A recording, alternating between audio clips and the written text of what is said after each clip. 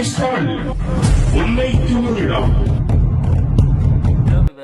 தினம் நாங்க முக்கியமானது ஒரு டாபிக்கை பத்தி பேச போறோம்.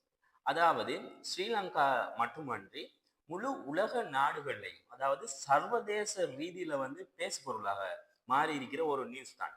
அதாவது இலங்கையினுடைய நிறைவேற்று அதிகாரம் கொண்ட ஜனாதிபதியாக இருந்த முன்னாள் ஜனாதிபதி ரணில் விக்ரமசிங்க அவர்களுடைய கைது தொடர்பான விஷயங்களை தான் நாங்க இந்த காணொலியில பார்க்க போறோம். தொடர்ந்தும் எங்களோட இணைஞ்சிருக்கு. IDH Tamil Media. அதாவது எனக்கு தெரியும், முன்னாள் ஜனாதிபதி ரணில் விக்ரமசிங்க அவர்கள் குற்றப்புலனாய்வு திணைக்களத்தினால சென்ற 2025 ஆண்டு 8ஆம் மாதம் 22ஆம் தேதி, அதாவது சென்ற வெள்ளிக்கிழமை குற்றப்புலனாய்வு திணைக்களத்துக்கு வாக்குமூலம் ஒன்றை வழங்குமாறு அவருக்கு அழைப்பு விடுக்கப்படுது. இந்த அழைப்பின் பேர்ல என்ன செய்யறாரு, முன்னாள் ஜனாதிபதி சட்டத்தரணிகளோட என்ன செய்யறாரு, குற்றப்புலனாய்வு திணைக்களத்துக்கு செல்றாரு. சென்று அவர் இடமிருந்து அதாவது முன்னாள் ஜனாதிபதி ரணில் விக்ரமசிங்கவிடமிருந்து குறிப்பிட்ட சில மனிதர்கள் அவரிடமிருந்து வாக்குமூலங்களை குற்றப்புலனாய்வு திணைக்களம் பெற்றுக்கொள்றாங்க.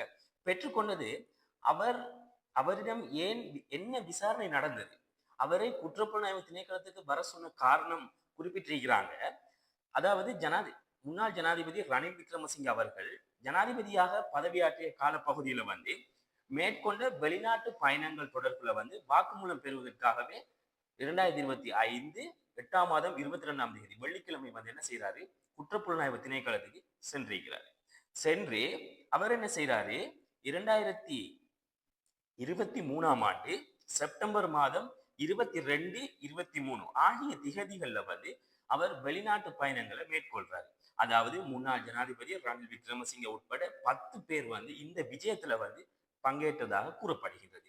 இந்த சம்பவம் தொடர்பான விசாரணைகளை மேற்கொள்ளத்தான் குற்றப்புலனாய்வு திணைக்களம் அவரை குற்றப்புலனாய்வு திணைக்களத்துக்கு அழைப்பான விடுத்து அவரிடம் என்ன செய்யப்பட்டிருக்குது, விசாரணைகளை மேற்கொள்ளப்பட்டிருக்குது.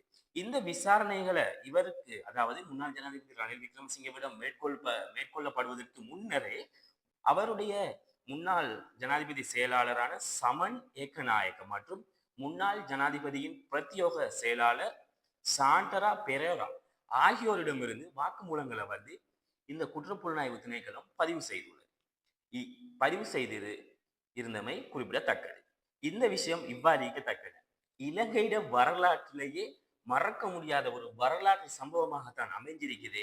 ஒரு நிறைவேற்று அதிகாரம் கொண்ட ஜனாதிபதியான ஒருவர் இலங்கை நாட்டுல கைது செய்யப்பட்டிருக்கிறது.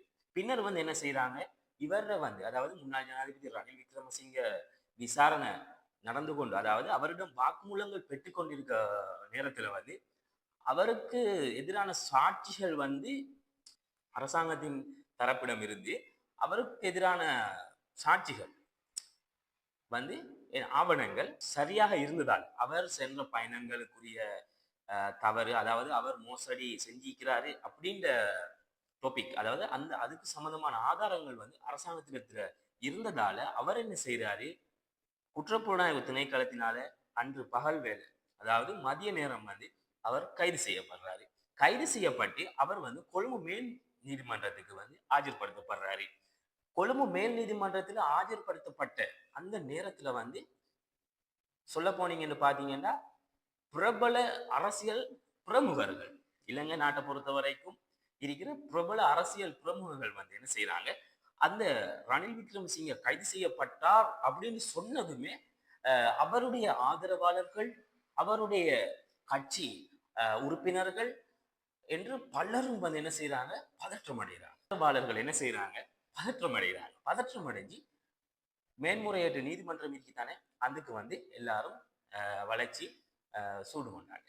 இந்த தருணத்துல முன்னாள் ஜனாதிபதி மைத்ரிபால சிறிசேன, அதே போல முஸ்லிம் பாராளுமன்ற உறுப்பினர்களாக இருக்கிற ஷாட் பதூதீன், அதே போன்று ஸ்ரீலங்கா பொதுஜன பெரமுனவுடைய பாராளுமன்ற உறுப்பினராக இருக்கக்கூடிய நாமல் ராஜபக்ச, அதே போன்று பல முக்கிய பாராளுமன்ற உறுப்பினர்கள் என்ன செய்யறாங்க, மேன்முறையீட்டு நீதிமன்றத்துக்குள்ள வாராங்க.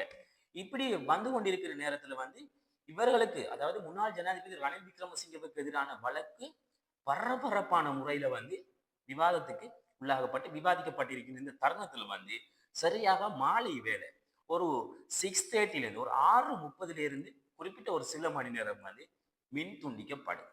இந்த மின் துண்டிக்கப்படுது அந்த நேரத்திலையும் கூட அவருடைய ஆதரவாளர்கள் அந்த மேன்முறையீட்டு நீதிமன்றத்தை விட்டு போகல. அவர் முன்னாள் ஜனாதிபதி மைத்ரிபால சிறிசேன உட்பட பல அரசியல் பிரமுகர்களும் முன்னாள் ஜனாதிபதி உட்பட என்பன பலரும் அந்த வழக்கை வந்து எதிர்பார்த்து வந்து வைக்கிறாங்க. இந்த வழக்கு சாரமான முறையில வந்து சென்று கொண்டிருக்குது. இந்த தருணத்துல வந்து ஜனாதிபதி ரணில் விக்ரமசிங்கவுடைய சட்டத்தரணி வந்து நீதிமன்றத்துல முன்வைக்கிறாரு அவரை பிணையில விடுதலை செய்யுமாறு. இதேவேளை அரசு தரப்புல இருந்து அவரை விடுதலை செய்ய கூடாது, அதே போன்று அவருக்கு எதிரான சாட்சிகள் வந்து ஆவணங்கள் வந்து சரியாக இருக்கின்ற காரணத்தினால அவரை வந்து கைது செய்து விளக்குமறியலில் வைத்து மேலதிக விசாரணைகள் செய்ய வேண்டும் அப்படி சொல்லி போட்டு அவங்களோட தரப்பு அரசு தரப்பு முன்வைக்குது. இதனை எல்லாம் பரிசீலித்துக் கொண்டிருந்த மேன்முறையீட்டு நீதிபதி என்ன செய்யறாரு, விவாதங்க அதாவது மேன்முறையீட்டு நீதிபதி இறுதி தீர்மானமாக இரவு வேலை வந்து என்ன செய்யறாரு, முன்னாள் ஜனாதிபதி ரணில் விக்ரமசிங்கவை கைது செய்த முன்னாள் ஜனாதிபதி ரணில் விக்ரமசிங்கவை எதிர்வரும் 26ஆம் தேதி அதாவது செவ்வாய்க்கிழமை வரும் வரைக்கும் சிறைச்சாலையில் அதாவது விளக்குமறியலில் வைக்குமாறு உத்தரவிடுறாரு. இந்த உத்தரவின் பிறகு ஜனாதிபதி ரணில் விக்ரமசிங்க விலங்குகளோட விலங்கு மாட்டப்பட்டு பந்தனாகார் அதாவது சிறைச்சாலை பேருந்துல வந்து பாரியதொரு போலீஸ் பாதுகாப்போடு விசேட அதிரடிப்படையினர் முற்றுகையுடன் விசேட பாதுகாப்புடன் வெளிக்கடை சிறைச்சாலைக்கு கொண்டு செல்லப்படுறாங்க. கொண்டு செல்லப்பட்டு இன்று அதாவது கொண்டு செல்லப்பட்டவுடன் 2025 8ஆம் மாதம் 23ஆம் தேதி சனிக்கிழமை காலையில பார்த்தோம்னு சொன்னா எதிர்கட்சி தலைவர் சஜித் பிரேமதாச, ஸ்ரீலங்கா பொதுஜன பெரமுனவின் முன்னாள் ஜனாதிபதி மஹிந்த ராஜபக்ச, அதே போன்று பல பாராளுமன்ற அதாவது ஐக்கிய மக்கள் சக்தியினுடைய பல பாராளுமன்ற உறுப்பினர்கள், அதே போன்று ஐக்கிய தேசிய கட்சியினுடைய பாராளுமன்ற முன்னாள் உறுப்பினர்கள், கட்சி ஆதரவாளர்கள் என திரளான ஆதரவாளர்கள் என்ன செய்யறாங்க, ஜனாதிபதி ரணில் விக்ரமசிங்கவை பார்வையிடுவதற்காக வேண்டி தொடர்ச்சியாக வந்த வண்ணம் வைக்கிறாங்க. இந்த தருணத்துல வந்து என்ன நடக்குதுன்னு சொன்னா அனைவரும் வந்து பார்த்துட்டு அவரோட சுகம் விசாரிச்சுட்டு போய்த்து கொண்டு இருக்கிறாங்க.